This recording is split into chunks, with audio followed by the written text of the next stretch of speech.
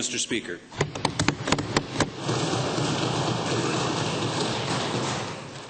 Oral question period. First official opposition main question, the honourable member for Calgary-Currie. Thank you very much, Mr. Speaker.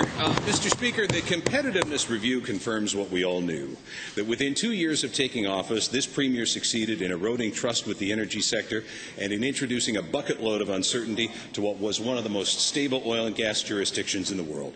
The effect was a less competitive oil and gas industry. To the Premier, given this government's track record for changing royalties again and again and again, what assurance can the Premier give that this time will be different and this time he'll stick with it? The Honourable Premier.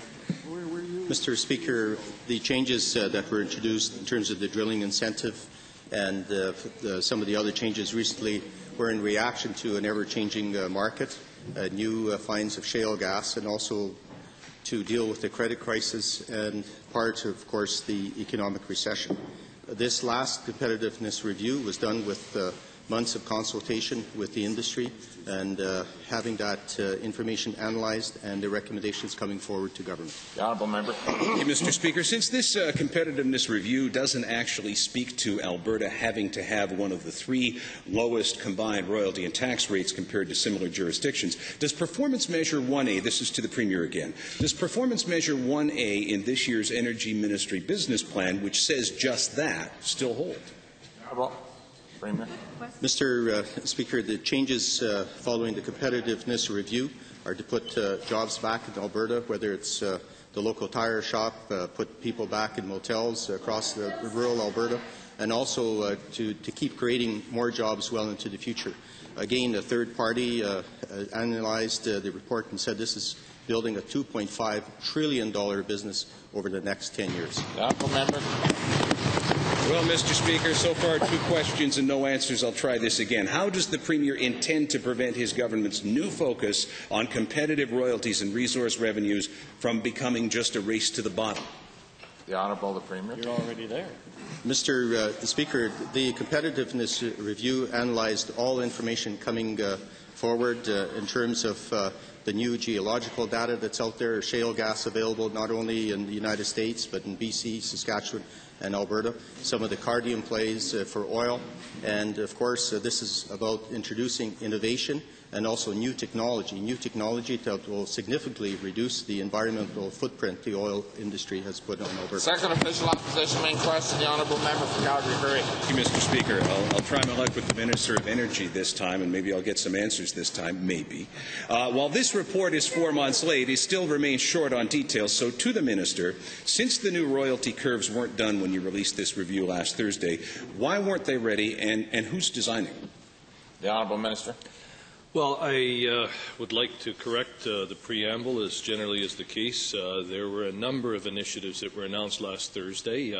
What we did say, however, Mr. Speaker, is that we did want to get the report and the response to it out so that industry could make its decisions regarding investment. But we wanted to also ensure, because of the situation involving natural gas and low prices for natural gas, that we wanted to take a further look at as the member said, the royalty curves. We're not expecting significant changes, but we did want to have the extra 60 days to do that. The honourable member. Thank you, Mr. Speaker. Now, when we consulted with industry, they were not opposed to paying higher royalties when prices were high. So what is the minister's rationale for lowering the maximum for oil by 10% and the maximum for natural gas by 14%? The Honourable Minister. Well, I can't comment on the consultations that the official opposition had with industry, but if that was what they were told by industry, we were told differently, Mr. Speaker. We were clearly told that, especially in the area with the new deposits in shale gas, that there's huge investment up front, there's high risk that's being taken, and the high end of the curve, which was previously at 50%, simply did not make the risk viable. So we've made those adjustments, and they've been well received, I would say, Mr. Speaker. The honourable member. Thank you, Mr. Speaker. Since conditions change, and since there's nothing in the competitiveness review about how this government would review royalties in the future, what is the minister going to do if there is a need to make changes that doesn't throw the industry back into turmoil? Do you have a process in place? The honourable minister. Well, yes, we do, Mr. Speaker. And the process we outlined very clearly was that it would be the process that we've gone through for the last year, which is consultative, collaborative, and working together.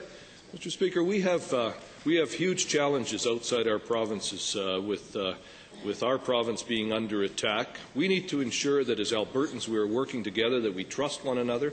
And I think the announcements of last week will go a long way to rebuilding that trust as Albertans, Mr. Speaker. The honourable member.